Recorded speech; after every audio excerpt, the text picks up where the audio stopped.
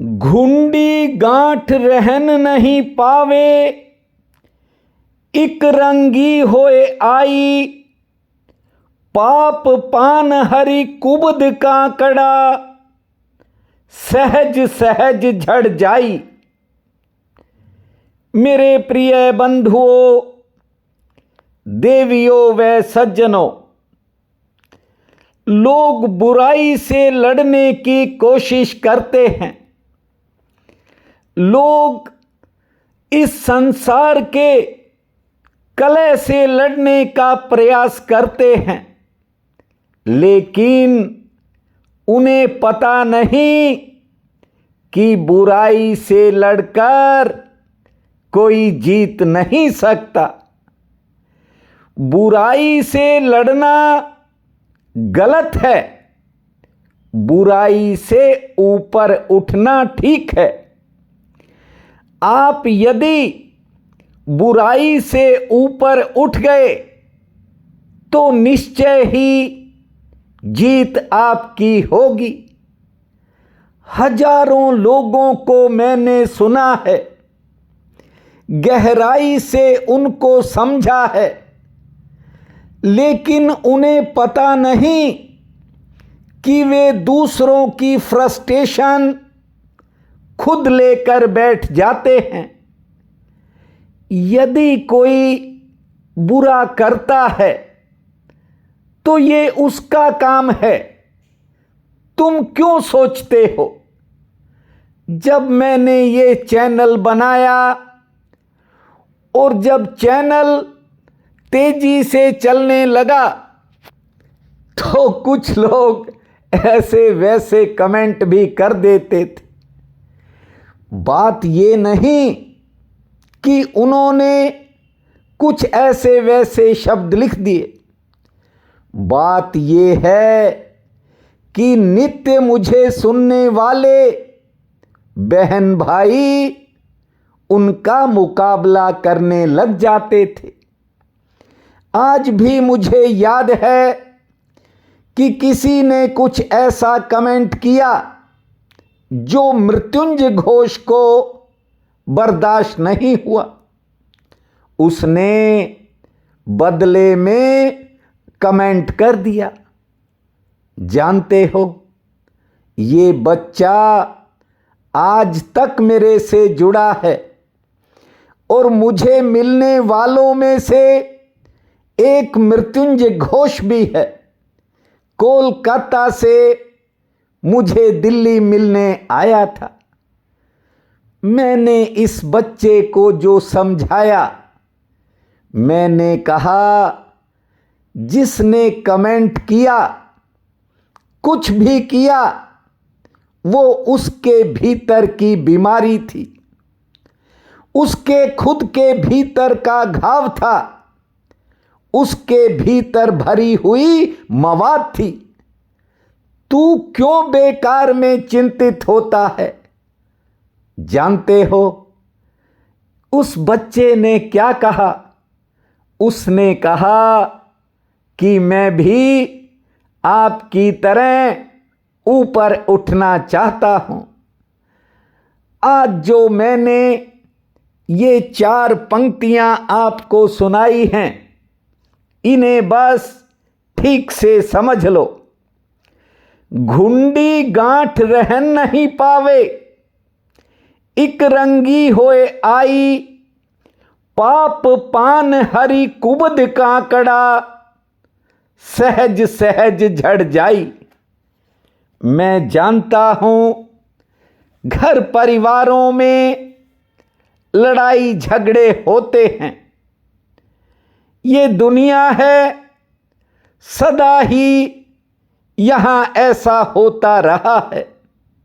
लेकिन आप अपने मन को तोड़कर मत बैठ जाना, संबंध विच्छेद मत करना।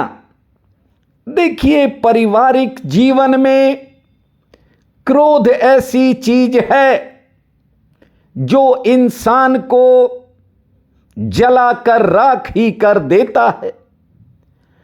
हम में से प्रत्येक व्यक्ति को ये प्रयास करना चाहिए कि सामने वाला यदि क्रोध में आ भी गया तो उस समय आत्मसंयम बरतना चाहिए, क्योंकि उसके प्रत्युत्तर में कोई भी कदम उठाना वैसा ही होगा जैसे जलते हुए किसी गोले को पकड़ना। ध्यान से आज महासूत्र सुनिए, आपको बहुत कुछ समझ में आएगा, क्योंकि ज्यादातर बहन भाई घर गृहस्थी और परिवार वाले हैं। देखिए, जीवन में आलस्य निर्बलता लाता है। स्वस्थ खुराक की काफी मात्रा में कमी हो जाती है। हालांकि आलस्य मानव जीवन का घातक शत्रु है, लेकिन इसका उतना दुष्प्रभाव नहीं पड़ता जितना कि उग्र और तीव्र विचार बुरा प्रभाव डालते हैं। ऐसे लोग जो उग्र और तीव्र विचार रखते हैं, वे बहुत छोटी आयु में संसार छोड़ देते हैं, और जिनका माइंड हमेशा एक सही दिशा में रहता है, वे चिरायु लंबी आयु भोग कर जाते हैं। मैंने अपने 60 साल के जीवन काल में चमत्कारों पर चमत्कार होते देखे हैं, लेकिन ये चमत्कार उस महात्मा के बताए मार्ग से, या यूं कहूं कि निज धर्म के महासूत्रों से मैंने बहुत कुछ पाया और फिर देखा। जानते हो, यहां लोग ऐसी ऐसी बातें सुना देते हैं जिनसे कुछ समय के लिए पत्ते तो झड़ जाते हैं। तुम्हें नीति की शिक्षा दी जाएगी कि ऐसा करो, सदा नैतिक बन जाओ, क्रोध छोड़ दो, लोभ छोड़ दो। आज आप इस बात को ध्यान से समझिए कि पाप पान हरि कुबद कांकड़ा, सहज सहज झड़ जाई। नीतियां तो पत्ते पत्ते काटती हैं, इसीलिए कहती हैं कि क्रोध मत करो, लोभ मत करो, लेकिन लोग छोड़ने को राजी नहीं। महासूत्र कहता है, धर्म जड़ को काटता है, इसलिए धर्म का रास्ता अपनाओ। जड़ के काटते ही सब कुछ सहज सहज झड़ जाता है, और अहंकार ये जड़ है, ये भाव जड़ है। और सत्संग सुनने का या महासूत्र सुनने का एक ही अर्थ है कि मैं नहीं हूं। जब भी सुनो ऐसे बैठ जाया करो कि मानो तुम हो ही नहीं। बस इतना सा रहस्य है, इतनी सी कला है। कुंजियां भले छोटी होती हैं, लेकिन वे बड़े से बड़े ताले को खोल देती हैं। कहने का मतलब, चाबी कितनी भी छोटी हो, वह बड़े से बड़े ताले को खोल देती है। एक ही सूत्र, छोटा सा सूत्र आपके जीवन में अनंत रहस्यों के द्वार खोल सकता है। पर कुछ करना पड़ेगा। घुंडी गांठ रह नहीं पावे। जब आप करोगे तो ये मन की गांठें जो बांध रखी हैं, ये धीरे धीरे खुलनी शुरू हो जाएंगी और आप एक रंग में रंगे जाओगे। मेरी इस बात को याद रखना। होगा कैसे, इस बात को समझिए। आत्म संयम वह शक्ति है जो किसी पागल को भी रास्ते पर ला सकती है, उसका आक्रोश दबा सकती है। मैं नहीं जानता कि कितने बहन भाई राजनीति को समझते हैं, लेकिन देखिए एक ताजा घटनाक्रम आपको बताता हूं।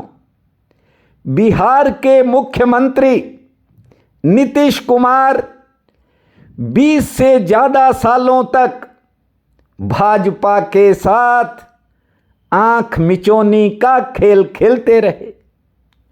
इतना ही नहीं, उन्होंने बहुत बार भाजपा को कोसा, नरेंद्र मोदी को कोसा जो कि प्रधानमंत्री हैं।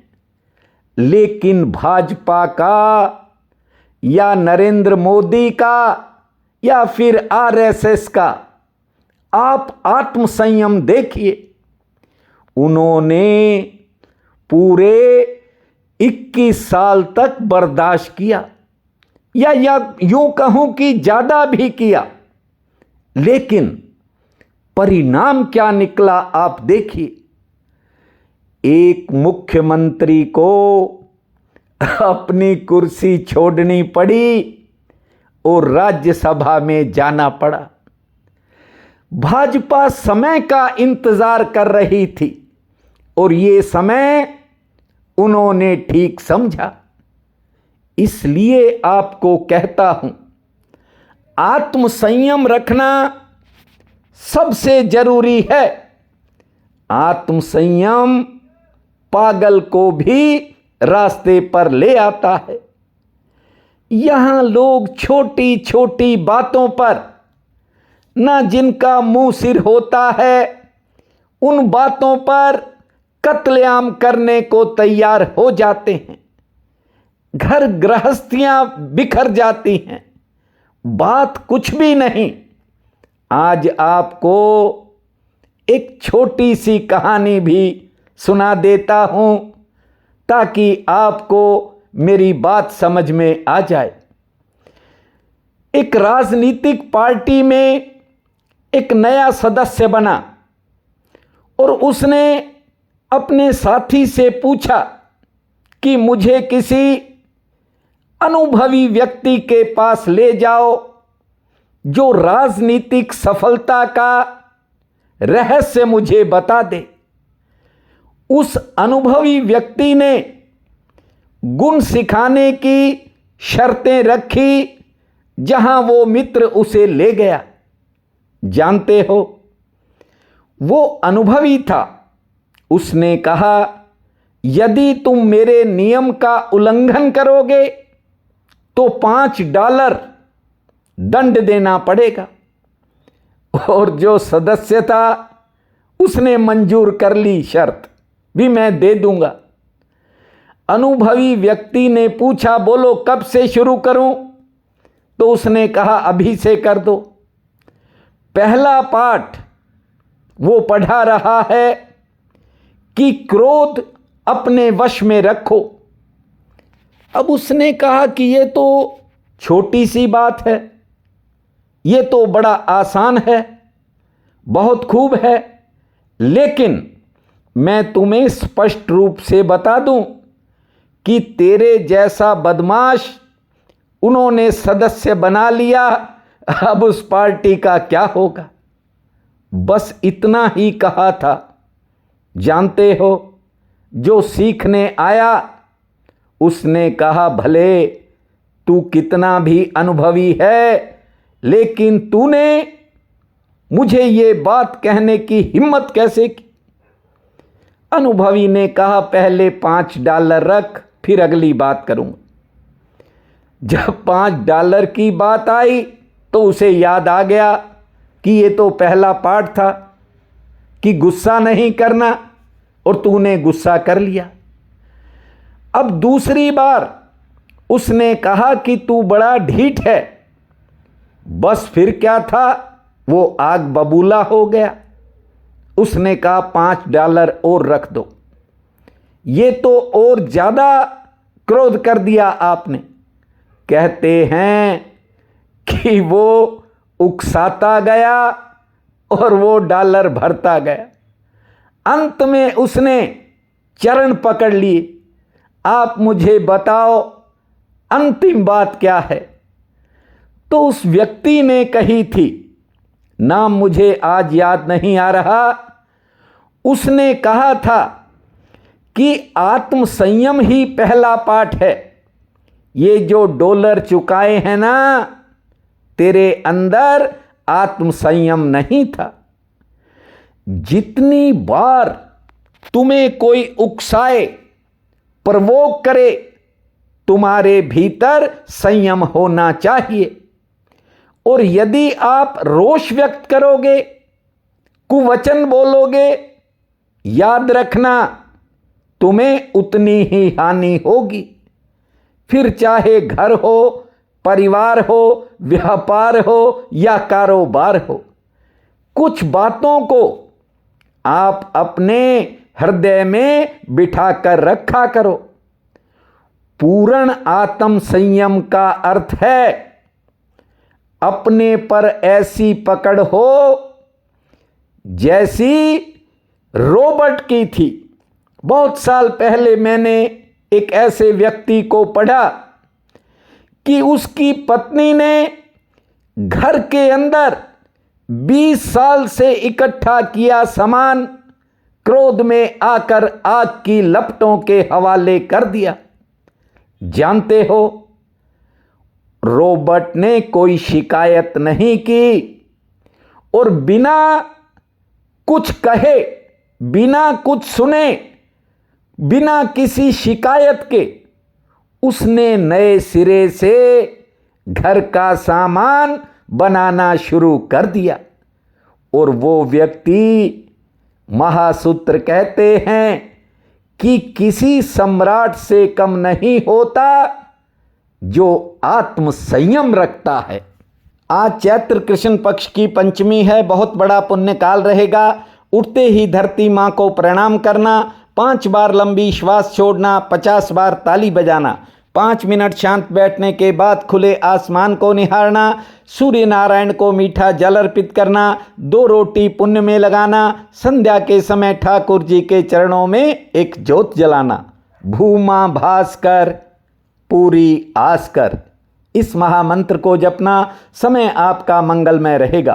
प्रिय बंधुओं व मातृदेवी शक्तियों, आज 8 मार्च दिन रविवार है। आप सबको मेरा नमस्कार है। आज का राशिफल इस प्रकार है। मेष, आज किसी के सहयोग से कोई पुराना काम बनने का योग है। आमदन के लिए समय मध्यम श्रेणी वाला रहेगा।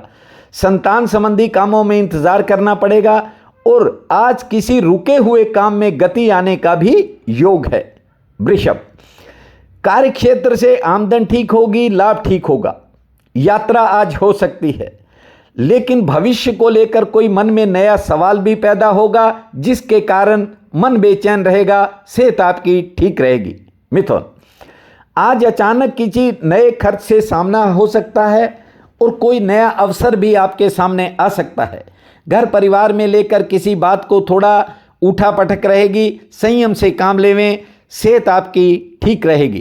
करेक्ट, कार्य क्षेत्र में अचानक आज आपकी व्यस्तता बढ़ सकती है, लेकिन काम आसानी से निपट जाएंगे।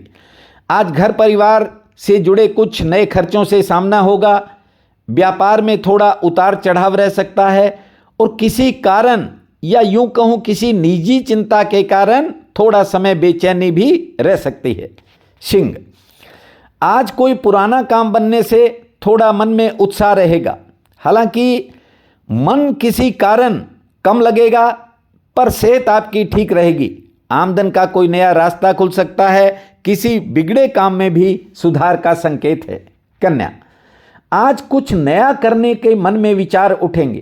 कारोबारी सितारे ठीक हैं। हाँ, सेहत पक्ष आज थोड़ा प्रतिकूल रह सकता है और कहीं जाने का अवसर मिलेगा, इच्छा भी बनेगी और किसी रुके हुए काम में अचानक गति आएगी।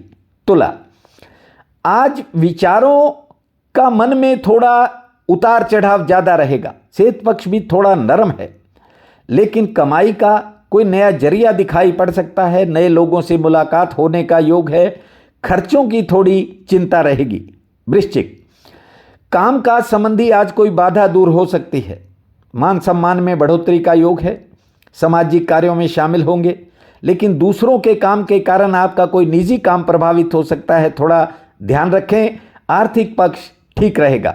धनु, कारोबार से जुड़ी कोई चिंता मन को घेरेगी, लेकिन आज कुछ नया हो सकता है। सेहत संबंधी कोई चिंता मन में पैदा भी होगी। घरेलू मोर्चे पर कुछ नए खर्च हो सकते हैं, लेकिन कोई नया संबंध जुड़ने से मन में उत्साह रहेगा। मकर, कार्य क्षेत्र को लेकर मन में कोई नया विचार पैदा होगा। कामकाज के लिए दिन सामान्य है। किसी काम में इंतजार करना पड़ सकता है। सेहत आपकी ठीक रहेगी। हाँ, बेवजह किसी से बहस से बचें, अन्यथा नुकसान का सामना होगा। कुंभ, यात्रा के लिए दिन अच्छा है, लेकिन थोड़ा सचेत रहकर यात्रा करें। कार्य क्षेत्र का कोई काम किसी कारण प्रभावित हो सकता है। सेहत आपकी ठीक रहेगी। आर्थिक पक्ष भी ठीक है। कार्य व्यवहार पर कोई नया खर्च हो सकता है। मीन, आज किसी बिगड़े काम में सुधार का योग है। नया संपर्क कायम होगा। आमदन का कोई नया जरिया बन सकता है। कार्य क्षेत्र में उत्साह रहेगा, लेकिन कोई पुरानी चिंता या पारिवारिक चिंता मन को घेरेगी। आज का ये दिन आप सबके लिए अति शुभ फलदायी हो, यही मेरी कामना है। आप सबका बहुत बहुत धन्यवाद।